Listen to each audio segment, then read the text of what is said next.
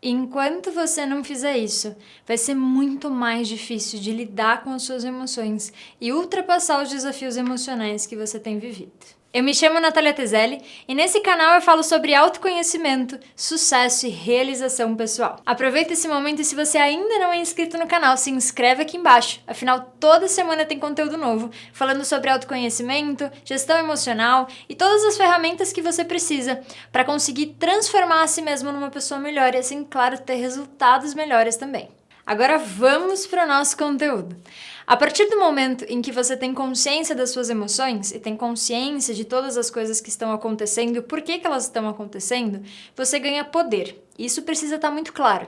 A partir do momento que você ganha consciência a respeito dos motivadores que fazem você agir da maneira como você age, colher os resultados que você colhe, sentir as coisas que você sente, pensar as coisas que você pensa, você ganha a possibilidade de mexer nesses motivadores para conseguir alterar esses resultados finais. Partindo desse princípio, toda vez que você estiver numa situação conturbada, você precisa assumir a responsabilidade.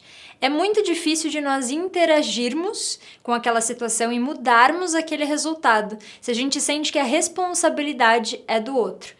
Faz sentido?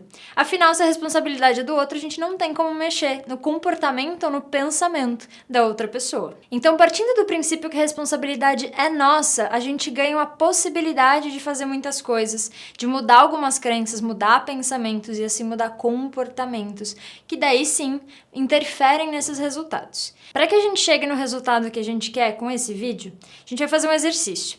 Eu quero que você pegue algum contexto da sua vida que traz algum conflito, alguma circunstância caótica que te incomoda. De preferência que envolva outra pessoa, para você exercer a autorresponsabilidade e deixar de responsabilizar circunstâncias externas. Esse exercício eu chamo de nota de clareza mental. É um exercício que eu sempre faço e que realmente mudou a minha vida. Mudou a forma como eu enxergo as minhas emoções, como eu enxergo as emoções do outro. E mudou a minha maneira de lidar com todas as coisas que eu sinto e penso no cotidiano. E principalmente nessas situações caóticas em específico. Você vai escrever nessa nota como as coisas são que te incomodam e o que você sente diante dessa situação. Vou dar um exemplo. Fulaninho disse tal coisa e isso fez com que eu me sentisse de tal maneira. Ou essa circunstância tem se repetido e eu me sinto de tal maneira. A partir do momento que você faz esse exercício de dizer o que está acontecendo, você já vai iniciar o processo de racionalização dessa situação. Em seguida, nessa mesma nota, você vai escrever como você gostaria que as coisas fossem. A ideia, em momento algum, é dizer para si mesmo, mandar essa mensagem de que as coisas em algum momento vão ser da maneira como você gostaria e que as coisas devem ser dessa maneira. A ideia desse exercício não é criar expectativas, tá? Mas você ter uma noção de como você gostaria que as coisas fossem vai fazer parte de alguma maneira da solução final para essa situação que você está vivendo. Uma vez tendo escrito o que está acontecendo, como você se sente, como você gostaria que as coisas fossem, dê uma lidinha em tudo isso e, de preferência, dê especificidade para o seu texto. A ideia é que isso fique muito claro e se no futuro você quiser ler isso, você consiga entender de uma maneira muito clara o que está acontecendo, os detalhes. E a ideia é que o seu sentimento também seja identificado com minuciosidade. Então não use palavras simples como triste ou raiva, né? Eu fiquei triste, eu fiquei com raiva. Pense em coisas um pouco mais específicas, como eu fiquei frustrado, angustiado. Porque a ideia é que a gente nomeie isso para ficar cada vez mais claro e mais fácil de lidar e manejar essa emoção. Uma vez tendo escrito isso, a gente vai para a solução, que é você vai escrever abaixo de todo esse texto o que você poderia ter feito, qual postura você poderia ter tido, qual comportamento ou qual pensamento você poderia ter tido que faria com que essa situação não tivesse acontecido dessa maneira. Porque a ideia aqui é reforçar a autorresponsabilidade. Quando a gente deixa a responsabilidade na mão dos outros ou na mão do universo, a gente está à mercê de coisas que não dependem de nós. E no fundo, tudo aquilo que se constrói ao nosso entorno é de alguma maneira responsabilidade nossa, porque confirma crenças que nós temos a nosso respeito e a respeito da nossa vida. Uma vez feito isso, confirme se esse parágrafo que você escreveu sobre a solução, do tipo como eu poderia ter agido, como eu poderia ter pensado, como eu poderia ter falado para que isso não acontecesse, certifique-se de que isso está claro o suficiente para você ler de novo mais para frente, daqui a alguns anos, daqui a alguns meses e por aí vai, quando às vezes você nem lembra dessa situação específica que aconteceu. Para que esse exercício de nota de clareza mental funcione bem, você precisa assumir a responsabilidade de 100% do que aconteceu.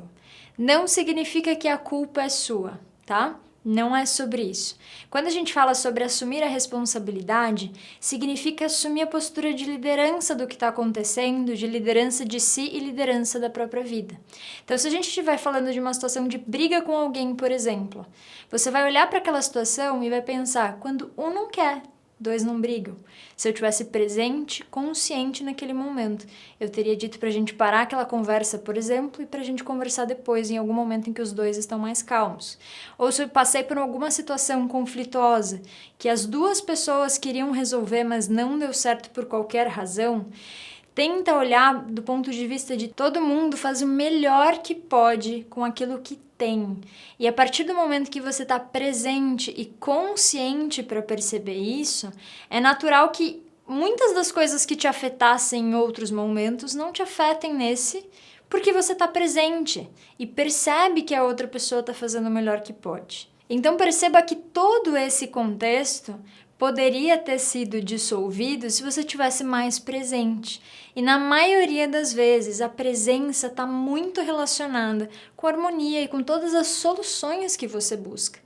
Por isso, quanto mais você treinar a sua mente para ficar presente no seu cotidiano, usando a respiração para isso, mais você vai conseguir colocar ordem em tantas das áreas da sua vida que nesse momento não tem a ordem que você espera. Agora, voltando um pouco na linha de raciocínio, para nós trabalharmos o aspecto da identificação emocional naquela nota de clareza mental. A partir do momento em que você sabe o que você sentiu, eu me senti frustrado, frustrada, angustiada, com medo, né? Eu quero que você entenda qual que é a insegurança por trás daquilo que está acontecendo. Isto é, se houve algum momento caótico, para você, tem sempre um medo por trás. E é normalmente o medo que gere esse comportamento caótico, que faz uma gestão desse comportamento que tende a criar desarmonia, que tende a criar conflito, brigas e por aí vai. Pergunte-se nessa mesma nota, qual é o meu medo? Qual é a minha insegurança? Por que eu estava com receio e do que eu estava com receio? É importante que isso fique muito claro dentro da sua nota, porque se você tiver uma recorrência nesse exercício, você vai perceber quantos dos seus medos não se repetem. Então, por exemplo, se você tem uma certa insegurança social, insegurança em relação às pessoas, e você se percebe com frequência numa situação em que você sente que alguém está falando mal de você, ou que você sente que alguém não está sendo tão parceiro quanto você imaginava, você vai ver que muitas vezes é que a sua atenção está direcionada para ver esse tipo de coisa. Então você já espera que as pessoas que estão ao seu entorno te tratem de uma maneira que não é legal. E muitas vezes a sua atenção está direcionada para isso. Então você inicia esse processo de interação já melindrado, já de certa forma inseguro, desconfortável. Então muitas das coisas que não são evidências reais passam a ser por causa da história que você se conta. Por isso é muito interessante entender qual que é o medo por trás de tudo, porque vendo a repetição desses medos, aqui eu tava com medo de ser passado para trás, medo de mentirem para mim, medo de não me levarem em consideração, medo de não ter sucesso, enfim, você vai percebendo que todos esses medos, uma vez repetidos, eles simbolizam aspectos da tua personalidade, do teu eu que você precisa trabalhar.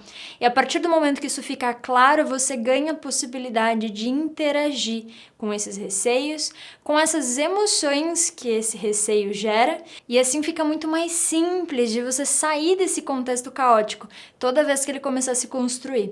Porque você vai lembrar, eu já conheço essa história, já passei aqui antes. E daí fica muito mais fácil de, ligar uma chavinha de, eu não quero ir por esse caminho de novo, porque eu já sei o resultado que isso vai dar. Agora me conta, ficou um pouco mais claro como você pode identificar suas emoções e lidar com as suas emoções nesses conflitos para que isso não se repita tantas vezes? Eu espero que sim. Se você ainda não é inscrito no canal, não esqueça de se inscrever aqui embaixo, aproveita e deixa o seu like. Afinal de contas, o YouTube entende que esse vídeo é interessante, ele mostra ele para mais pessoas. Te espero no próximo vídeo. Um grande abraço!